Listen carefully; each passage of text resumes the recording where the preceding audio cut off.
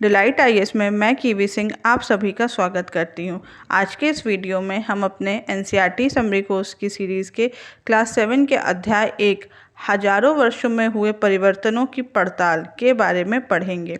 मैंने क्लास 6 के एनसीईआरटी को पूरा करवा दिया है। अगर आपने उसके वीडियो नहीं देखे हैं या पूरी सीरीज़ नहीं देखी है तो आप हमारे डिलाइट आईएएस के चैनल पे जाके हिस्ट्री प्लेलिस्ट में आप देख सकते हैं।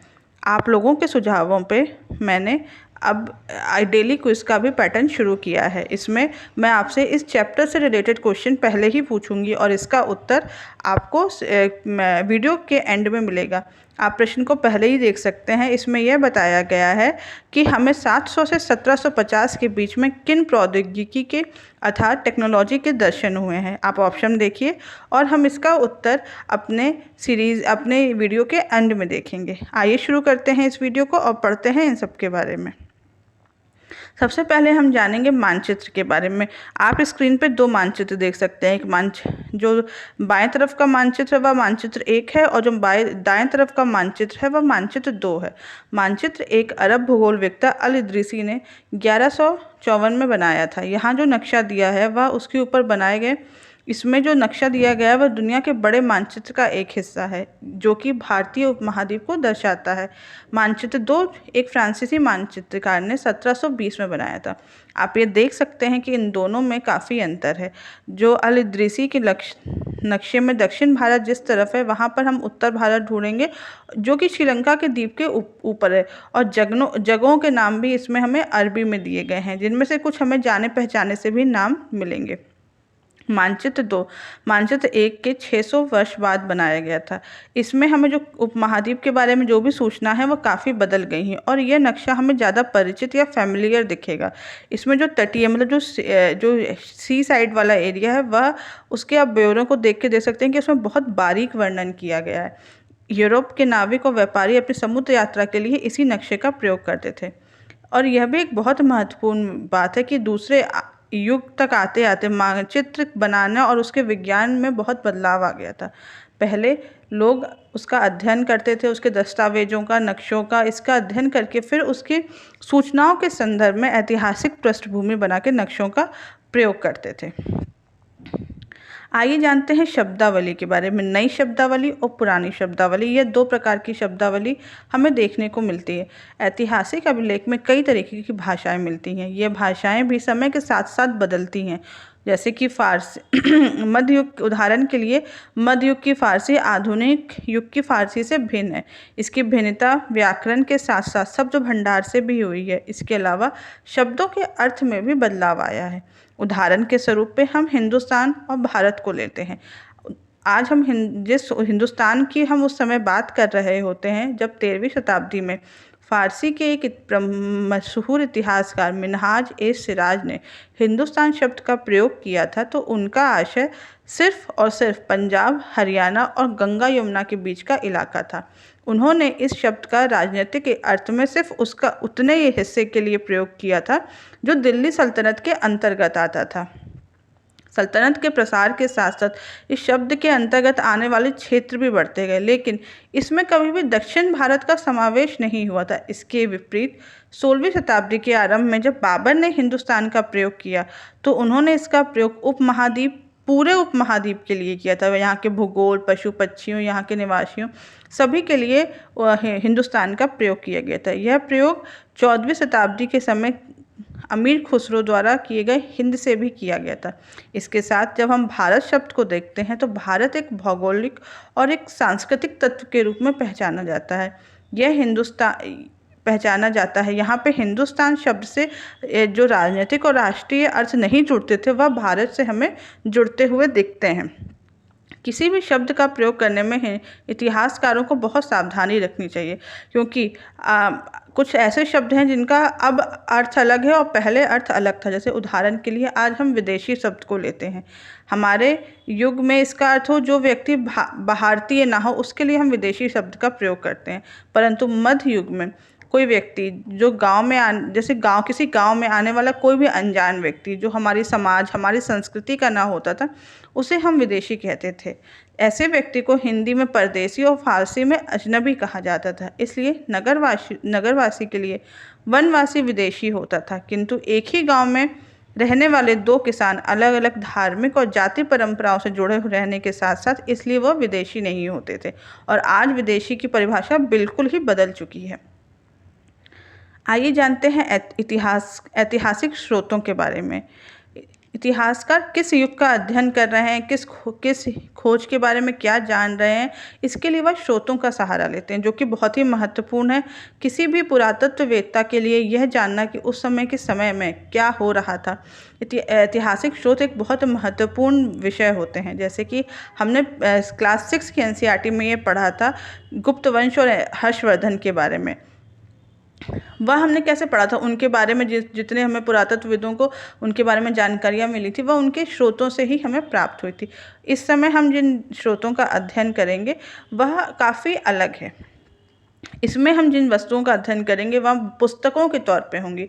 इसमें इतिहासकारों को जिन स्रोतों की बात करेंगे वह पिछले युग से काफ़ी अलग होंगी। जैसे कि पिछले युग में ज़्यादातर इतिहासकार सिक्के, शिलालेख, स्थापत्य कला आदि पर निर्भर करते थे और लिखित सामग्री बहुत कम होती थी, परंतु इस युग में लिखित सामग्री बढ़ गई है। इसमें आश्चर्यजनक रूप से मतलब बढ़ोतरी हुई है। इसका कारण क्या हो सकता है? इसका कारण यह है कि इस समय कागज़ का प्रयोग बहुत सस्ता हो गया था और बड़े पैमाने पे हमें कागज़ मिलने लगा था। इसलिए लोग धर्म ग्रंथ, शासकों के वृत्तांत, संतों के लेखन, उपदेश, अर्जियाँ, अदालतों के दस्तावेज, हिसाब, करों के खाते आदि प्रकार में भी इसका प्रयोग करने लगे थे।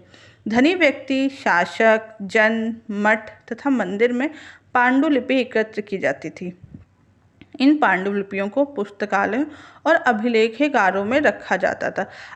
अभिलेखागार वह स्थान होता था जहाँ पे दस्तावेज और पांडुलिपियों को संग्रहित किया जाता था। आज सभी राष्ट्रीय और राज्य सरकारों में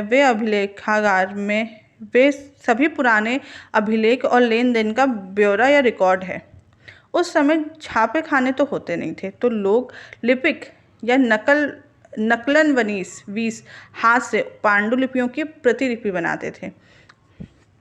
इसमें उसी प्रकार की प्रतिलिपियों का हमें आगे भी वर्णन देखने को मिलता है। एक तरीके से ये नकल होती थी, जिस तरीके से होता है ना कि आप उस तरीके की प्रतिकृति जैसा ही बनता था। इसके बारे में हमें काफ़ी विस्तृत जानकारी मिलती है, लेकिन इनका प्रयोग उतना ही कठिन होता था। जिस तरीके से हमें यह महत्वपूर्ण अंतर इसमें पता यह चलता है कि पांडुलिपि बनाते समय लिपिक जो होते थे वो छोटे मोटे फेरबदल कर देते थे, कहीं शब्द का कुछ अंतर कर देते थे, कोई वाक्य बदल देते थे। इसीलिए हमने यह देखा है कि सदी दर सदी सेंचुरी बदलने के साथ साथ कई प्रतिलिपियां बदली हैं। इसलिए जो मूल ग्रंथ और उनकी प्रतिलिपियों में हमें बहुत ही ज़्यादा डिफरेंस देखने को मिलता है।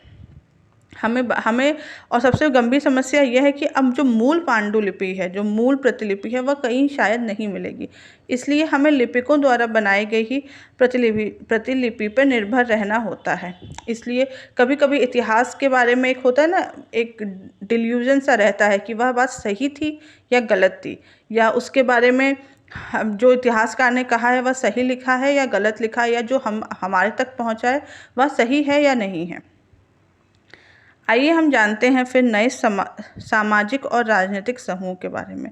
700 से 1750 के मध्य हजारों वर्ष के अध्ययन में इतिहासकारों को यह पता चलता है कि इस समय अलग अलग बड़े पैमाने पर अनेक परिवर्तन हुए थे। इस समय अलग अलग समय में नई तकनीकी के दर्शन होते हैं, जैसे कि सिंचाई में रहट, कटाई में चरखे, युद्ध में आग्नेयास्त्र यानी कि बारूद वाले हथियार। इस महाद्वीप में हमने यह भी देखने को मिला कि खान पान में भी काफ़ी परिवर्तन आया है, जैसे कि आलू, मक्का, मिर्च, चाय, कॉफ़ी, इस तरीके के फसलों का भी उपयोग लोग करने लगे हैं। ये कैसे हुआ है? नए नए परिवर्तन और नए नए फसलों, जहाँ जहाँ से लोग आते थे वह अपने नए विचार लेके आते थे। इसके परिणाम स्वरूप यह काल जो है वह आर्थिक, राजनीतिक, सामाजिक और सांस्कृतिक परिवर्तनों का काल रहा है। इस युग में गतिशीलता बढ़ी है। यहाँ पे लोगों ने एक स्थान से दूसरे स्थान पे जाना बढ़ गया है। इसमें लोग अवसर की तलाश में एक झुंड से दूसरे झुंड दूर दूर तक यात्राएं करते थे। यहाँ पे लोग अपनी संपदा और भाग्य के मतलब एक जहाँ जहाँ ज़्यादा उन्हें अपॉर्चुनिटी मिलती थी वहाँ वहाँ ये लोग जाते थे। ऐसा ही एक समुदाय जिसके बारे में बहुत ज़्यादा महत्व बढ़ा है, वह समुदाय था राजपूत, जिसका नाम राजपुत्र अर्थात राजा के पुत्र से निकला है। 8वीं से 14वीं सदी के मध्य यह आमतौर पर योद्धाओं के लिए प्रयुक्त होता था जो क्षत्रिय वर्ण का होने का दावा करते थे। राजपूत शब्द के अंतर्गत केवल राजा और सामंती नहीं बल्कि वे सेनापति और सैनिक भी आते थे जो पूरे उपमहाद्वीप में शासकों की सेनाओं में सेवारत थे। कवि और चारण ने राजपूताओं की आचार संहिता, प्रबल पराक्रम और स्वाभिमान के गुणगान किए हैं। इस युग में हमें यह भी पता चलता है कि इन्होंने एक बहुत महत्वपूर्ण भूमिका निभाई है। क्या इसके अलावा अन्य समूह जैसे कि मराठा, सिख, जाट, अहोम, कायस्थ वे होते हैं जो लिपिक और मुंशियों की जो एक जाति होती थी, उनमें उन्होंने भी एक बहुत महत्वपूर्ण भूमिका और एक अवसरों का लाभ उठाने वाली समूह बने थे। इस काल के दौरान हमें यह भी देखने को मिलता है कि जंगलों में बेतहाशा कटाई हो रही थी जिससे खेती का इलाका बढ़ रहा था। इसमें कुछ अन्य परिवर्तन आए थे और पर्यावरण में परिवर्तन के कारण वनवासियों को अपना स्थान छोड़ने पे मजबूर होना पड़ा था। पर्यावरण क्या होता है? पर्यावरण अर्थात किसी भी क्षेत्र के पर्यावरण और वहाँ के रहने वाले लोगों की सामाजिक और आर्थिक जीवन शैली से। जैसे कि आजकल कुछ जो ट्राइब्स हैं जो कुछ एक स्पेसिफिक एरिया में रहती हैं ना, उस तरीके से जो वहाँ पहले के लोग थे उन्हें वो जगह छोड़नी पड़ रही थी। अब लोग ज़मीन की जुताई करने लगे थे, कृषक बन गए थे और कई लोग क्षेत्रीय बाज़ारों में जाने लगे थे और वे लोग मुखियाओं, पुजारियों, मठों, मंदिरों से प्रभावित होने लगे थे। इससे वह बड़े और जटिल समाज का अंग बन गए थे। हम ये देखते हैं जैसे जैसे समाज विकसित होता है ना, समाज में जटिलता बढ़ती चली जाती है। यहाँ पे उन्हें कर चुकाने पड़ते हैं, स्थानीय मालिक वर्ग की बेगारी करनी पड़ती है। इसके हम ये देखते हैं कि किसानों के मध्य आर्थिक और सामाजिक अंतर उभरने लगते हैं। कुछ के पास उपजाऊ ज़मीन होती है, कुछ लोग मवेशी पालते हैं और कुछ लोग केवल दस्तरकारी या छोटे मोटे कार्य में ही अपना काम चलाते हैं। जैसे जैसे समाज में यह अंतर बढ़ने लगता है, लोग जातियों और उपजातियों में बंटने लगते हैं। उनकी पृष्ठभूमि और व्यवसाय के आधार पर उन्हें ऊंचे या नीचे का दर्जा दिया जाने लगता है। ये जो दर्जे होते थे वह स्थायी ही नहीं होते थे। किसी जाति विशेष के सदस्यों के हाथ में कितनी सत्ता, प्रभाव या संसाधनों का नियंत्रण रहेगा, यह बदलता रहता था। जिसके पास जितनी संपन्नता होती थी उसके आधार पर वह उतना ऊंचा या उतना नीचा हो जाता था। कुछ नियमों का पालन करने के लिए जाति के बड़े बुजुर्ग एक सभाएं करवाती थी जिन्हें जानती पंचायत कहा जाता था। जातियों को अपने निवास में के गांवों के रिवाजों का पालन करना पड़ता था। इसके अलावा कई गांवों पे मुखियाओं का शासन होता था जहाँ पे मिलकर वह एक छोटी छोटी इकाइयों को एक मिलाकर एक बड़ी इकाई के रूप में चलाते थे। आइए जानते हैं हम क्षेत्र और साम्राज्य के बारे में। इस इलाके में कई प्रकार के क्षेत्र और कई प्रकार के साम्राज्य आते हैं। बड़े बड़े क्षेत्र इस समय बन गए हैं, जैसे कि दिल्ली में के सुल्तान गयासुद्दीन बलबन के प्रशंसा में लिखी गई एक संस्कृत प्रशस्ति में यह कहा गया है कि यह विशाल साम्राज्य जो है वह पूर्व में गौड़ बंगाल से लेकर पश्चिम में अफगानिस्तान के गजनी तक फैला हुआ था, जिसमें संपूर्ण दक्षिण भारत भी आता था, अर्थात गौड़, आंध्र, केरल, कर्नाटक, महाराष्ट्र, गुजरात आदि के लोग भी इस सेना में इसके अंतर्गत आते थे। इतिहासकार इन विजय के जो दावे होते थे उनको पूरा नहीं मानते। उनका मानना है कि उनकी जो प्रशंसा में कहे गए ये जो शब्द हैं वो ज़्यादा ही बढ़ा चढ़ाकर कहे गए हैं। लेकिन हमें यह तो पता चलता है कि सन 700 तक कई क्षेत्र अपने भौगोलिक आयाम तय कर चुके थे। उनकी अपनी भाषाएं और सांस्कृतिक विशेषताएं भी स्पष्ट हो चुकी थी। यहाँ पे विभिन्न प्रकार के राजवंश थे, जैसे कि चोल, खिलजी, तुगलक, मुगल, और इनमें कभी कभी टकराहट भी होती थी। यहाँ पर विशाल साम्राज्य हमें देखने को मिलता है, लेकिन यह भी देखने वाली बात है कि सभी साम्राज्य एक साथ स्थिर और सफल नहीं हो पाते हैं। जैसे कि 18वीं शताब्दी में मुगल वंश था, वह पतन के ढलान पे था। उसके फलस्वरूप कई जगह पे हमें क्षेत्रीय राज्य या क्षेत्रीय जो सत्ता थी वह उभरती हुई दिखने लगी। उसके बाद हमने यह देखा कि कई छोटे छोटे राज्यों का शासन चलता है। इससे हमें यह देखने को मिलता है कि सन 700 से 1750 के मध्य यहाँ पे हजारों वर्ष में अनेक प्रकार की क्षेत्रों की प्रकृति अपनी पनपी है, अनेक प्रकार के संस्कृति, अनेक प्रकार की सभ्यता, अनेक प्रकार के राजाओं ने अपना शासन किया है, परंतु क्षेत्रीय ताकतों पर उनका प्रभाव नहीं बन पाया है। आइए हम जानते हैं पुराने और नए धर्मों के बारे में। इतिहास में जिन हजारों वर्षों की पड़ताल हम कर रहे हैं ना, इस समय धार्मिक रूप से भी बहुत परिवर्तन आए हैं। दैनिक तत्व में लोगों की आस्था में बहुत ज़्यादा ही बदलाव आया है। जो एक सामान्य तौर पे जो एक आस्था होती है ना, व्यक्तिगत तौर पे होती है, लेकिन आम तौर पे इसका जो स्वरूप होता है वह सामूहिक होता है। किसी दैविक तत्व में सामूहिक आस्था यानी धर्म प्रायः स्थानीय समुदायों के सामाजिक और आर्थिक संगठनों से संबंधित होती है। जैसे जैसे समुदाय के सामाजिक संसार बदलता जाता है, वैसे वैसे आस्थाओं में भी परिवर्तन होता जाता है। जैसे कि हम हिंदू धर्म में देखते हैं, इसमें भी काफ़ी महत्वपूर्ण बदलाव आए हैं, जिनमें से नए देवी देवताओं की पूजा, राजाओं द्वारा मंदिरों का निर्माण, समाज में पुरोहितों के रूप में ब्राह्मणों का बढ़ता महत्व और बढ़ती सत्ता आदि। संस्कृत ग्रंथों के ज्ञान के कारण ब्राह्मणों का बहुत आदर होता था, इन्हें संरक्षक कहा जाता था।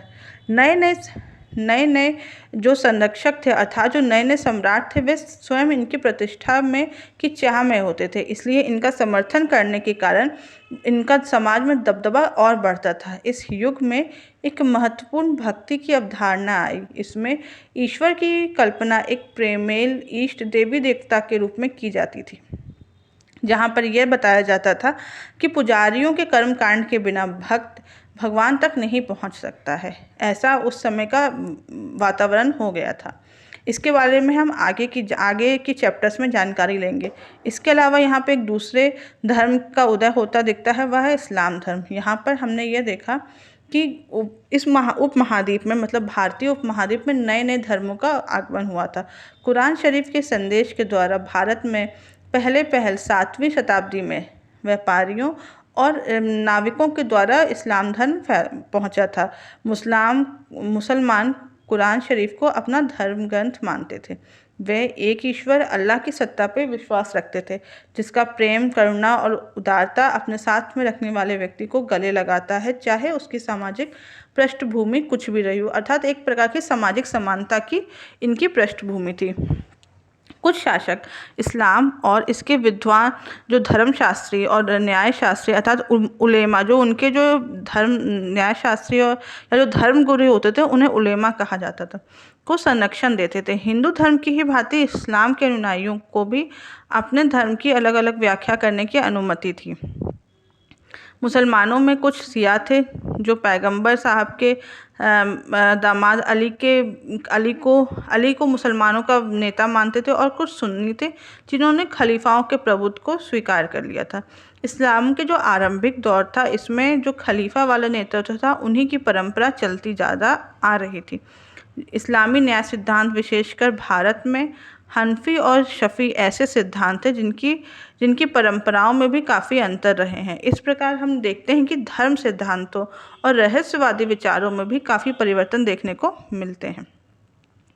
इसके बाद हम जानते हैं समय और इतिहास के कालखंडों पर विचार करते हैं।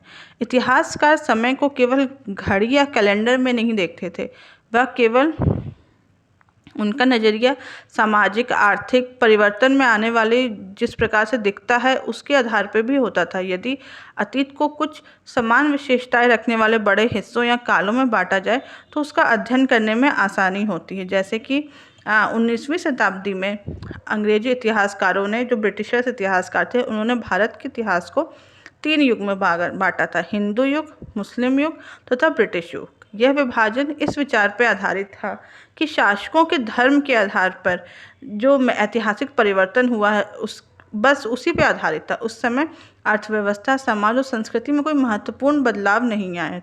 इस दृष्टिकोण में उपमहाद्वीप की जो विविधता थी, जो हमारे यहाँ की प्रमुख विविधता थी, उसकी उपेक्षा हो जाती है। इस काल के विभाजन को हम आजकल बहुत कम ही स्वीकार करते हैं, क्योंकि इसमें केवल हमने देखा था कि इस समय सिर्फ धर्मों के आधार पर ही वर्णन हुआ है। उस समय की आर्थिक स्थिति के बारे में हमें कुछ पता नहीं चल पाता है। प्राचीन समाज में कई प्रकार का समावेश था, जैसे शिकारी, संग्राहक, प्रारंभिक दौर के कृषि कर्मी। इस प्रकार हमें ये देखने को मिलता है कि भारत के इतिहास में हजारों साल में अनेक बदलाव आए हैं और भारत इन सबका साक्षी रहा है। आखिरकार 16वीं और 18वीं शताब्दी 8वीं और 11वीं शताब्दियों से काफ़ी भिन्न थी।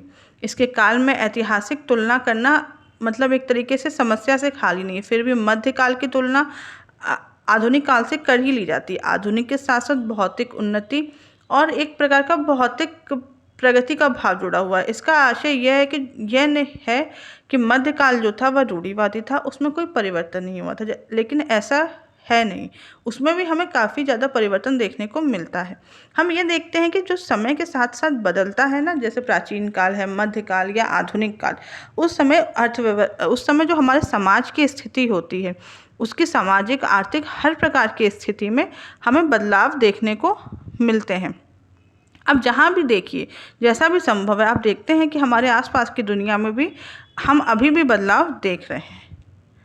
आज के वीडियो में बस इतना ही। हम अब ये क्वेश्चन देखते हैं, जो कि ये है कि 700 से 1750 के मध्य हमें किन प्रौद्योगिकी के दर्शन हुए हैं? सिंचाई में रहट, कटाई में चरखा, युद्ध में बारूद वाले हथियार या ऊपर के सभी? इसका उत्तर है ऊपर के सभी। हमने अभी अब इस चैप्टर में पढ़ा है, इसमें इन सभी के बारे में हमें इस टाइम पीरियड में पढ़ने को मिलेगा। आज की वीडियो में बस इतना ही। अगर आपको इस टॉपिक से रिलेटेड कोई भी क्वेरी हो तो आप कमेंट बॉक्स में ज़रूर बताएं और फ्री PDF के लिए हमारे टेलीग्राम ग्रुप को ज्वाइन करें। Thank you so much.